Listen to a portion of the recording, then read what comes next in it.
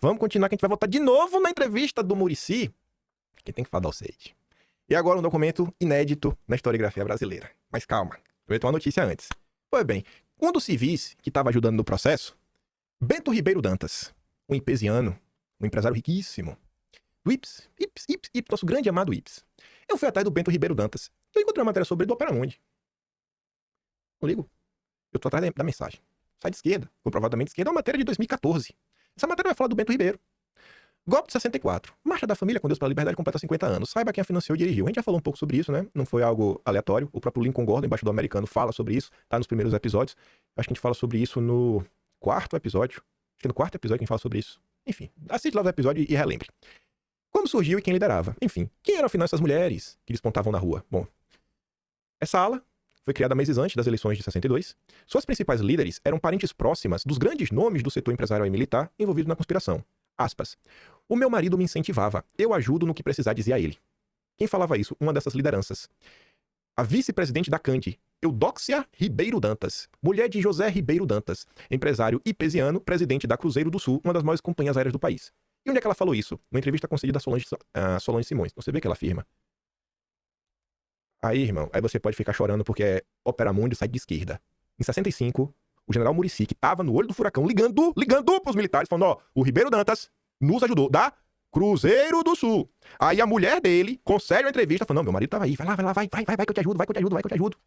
Aí quem também tava? Isso a gente já comentou, né? Já em São Paulo, nas reuniões da fundação da UCF, compareceram figuras como Antonieta Pellegrini, irmã de Júlio de Mesquita Filho, o maior golpista da história deste país, diretor proprietário do Estadão, e Regina Figueiredo da Silveira, primeira presidente da União Paulista, irmã do banqueiro João Batista Leopoldo Figueiredo, que não é o João Figueiredo.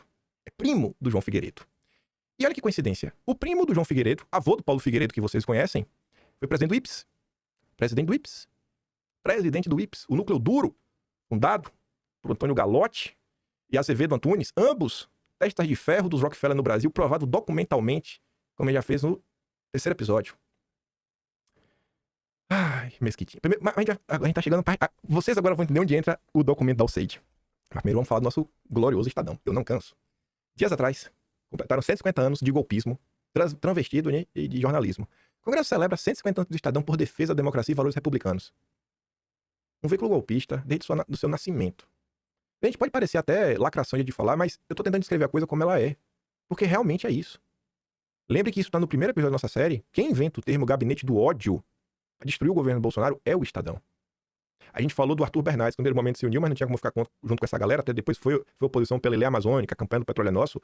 Quando o Arthur Bernardes foi atacado por essa turma do Centrão, que é o mesmo Centrão de hoje, ele foi chamado de jacobino.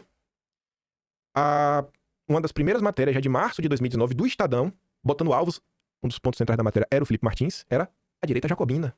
Você consegue ver como as coisas saem se repetindo? E a minha tristeza é ver que ocorreu esse evento no Congresso e não teve um único parlamentar, nem de esquerda, para chegar lá e mostrar o que é o Estadão. Mostrar como é um portal que não está a serviço do Brasil, mas contra o Brasil. Aí quem que foi o autor da proposta? Mara Gabrilli e Baleia Rossi, do MDB. Mara Gabrilli do PSD. Estava no PSDB. Destacaram que o Estadão tem a história sesquicentenária marcada pela oposição a ditaduras impostas no país e pela defesa do liberalismo econômico e valores republicanos. Irmão, vocês implementaram. Porque se 64 em ditadura foram vocês que implementaram. Júlio de Mesquita Filho articulou até na própria casa dele desde 20 de janeiro de 62. Como que prova isso? Ele delatou. Vamos falar assim, né? Porque ele escreveu no próprio Estadão no dia 12, ou foi no dia 14 de abril de 64. Na página 144. Foi no dia 12, na página 144. Tá lá de mostrar essa matéria. Vocês implantam ditaduras. A República Velha foi uma democracia? Pelo amor de Deus. O Brasil atualmente é uma democracia? Pelo amor de Deus. Que cara de pau. Mas vamos voltar aqui ao final. O banqueiro João Batista Leopoldo Figueiredo. Você vê que a mulher dele também estava na Marcha da Família com Deus pela Liberdade? Quem é João Batista Leopoldo Figueiredo, além de presidente do IPS? Foi bem. Prazer, né? Talvez seja a primeira vez que esse documento ganha a luz do dia. Documento uso oficial. Eu vou dar um zoom nele, vou mostrar as 3 primeiras páginas, em sequência, todas aqui em inglês, bonitinho, uso oficial apenas. Me foi enviado pelo neto de uma das pessoas citadas nesta nota. Não é o Paulo Figueiredo, é de outra pessoa. Já falo dele. Memorando de conversação. Vou ler o que está em inglês, depois a gente vai pro texto. Assunto. Atividades do IPS.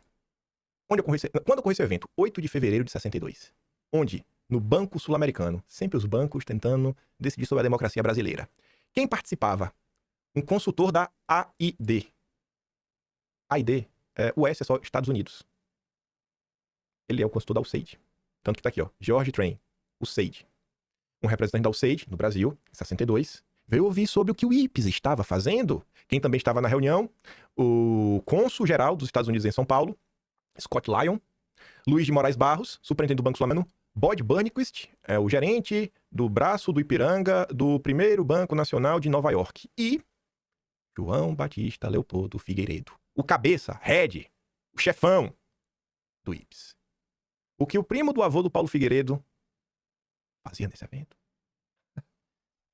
Tô valorizando que o Paulo Figueiredo quer pra tomar direito com a folha aberta. Eita, eu quero saber, me conta. Aqui não tem na internet. Ai. Começa aqui em inglês, né? Tradução. Pegar a tradução pra você ver aqui, porque o Google tem a opção de imagem, né? Então eu deixei até de jeito igual, pra ninguém reclamar. Resumo. O senhor Figueiredo, chefe do IPES, indicou que sua organização está considerando seriamente fazer um acordo com o Jânio Quadros. O senhor Train explicou que é o chefe de um grupo da AID, né, da USAID, que está visitando o Brasil e outros países em conexão com a Aliança para o Progresso. A gente falou da Aliança para o Progresso, como ela foi utilizada para financiar governadores democráticos, em especial o golpista do Lacerda. Quase todos os 45 minutos da reunião foram dedicados à discussão do IPES. O senhor Figueiredo foi cordial e parecia ansioso para falar sobre as atividades do IPES. Falou em inglês, escolhendo as palavras com cuidado, mas com aparente franqueza. Vê que aqui é um documento interno do governo americano, uso oficial. Ele afirmou que a resposta dos empresários ao apelo de apoio do IPES superou suas expectativas. Além disso, muitas organizações anticomunistas estão recorrendo ao IPES em busca de orientação e apoio financeiro. O senhor Figueiredo afirmou que ele e outros são muito ativos na promoção do IPES. Ele, por exemplo, acaba de voltar do Rio, onde um dia apareceu na televisão 2 vezes e fez outras 3 aparições públicas. Paulo Aires Filho está atualmente em uma viagem, né? Uma viagem organizada para o Paraná, Santa Catarina, Rio Grande do Sul, quando outro organizador do IPES está em Minas Gerais. Eu não cito os nomes. Aqui tá a continuação, né? Inglês, tradução. Forças Armadas. Primo do Figueiredo. O senhor Figueiredo afirmou que o IPES fez muitos contatos nas Forças Armadas e foi bem recebido. Lembre que o núcleo de inteligência do IPES já era chefiado pelo Golbery. Os militares indicam que não pretendem permitir uma mudança de regime antes das eleições de outubro, mas que reconsiderarão sua atitude a cada mês nesse meio tempo.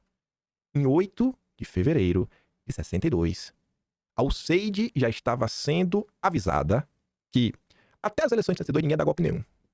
As eleições de 62, que é a primeira parte do vídeo que a gente prova, né, que Ivan Haslocker era um agente da CIA no Brasil, um brasileiro a serviço da CIA, que através dos seus grupos, a DEP e o IBAD, enfiou dinheiro em 600 deputados estaduais, 250 deputados federais, 12 senadores e 8 governadores. Teve uma CPI do IPES e IBAD, ficou provado também. E nessa CPI, basicamente a partir dela, que eu descubro a figura do Dulles na repercussão do que saiu na imprensa na época.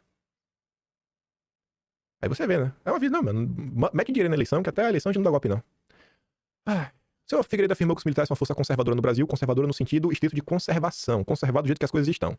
Eles buscam fortalecer a unidade das Forças Armadas. Ele afirmou que a penetração comunista nas forças é um fator a ser considerado, especialmente no Exército, mas pareceu confiante que essa ameaça poderá ser enfrentada pelo menos pelos próximos anos.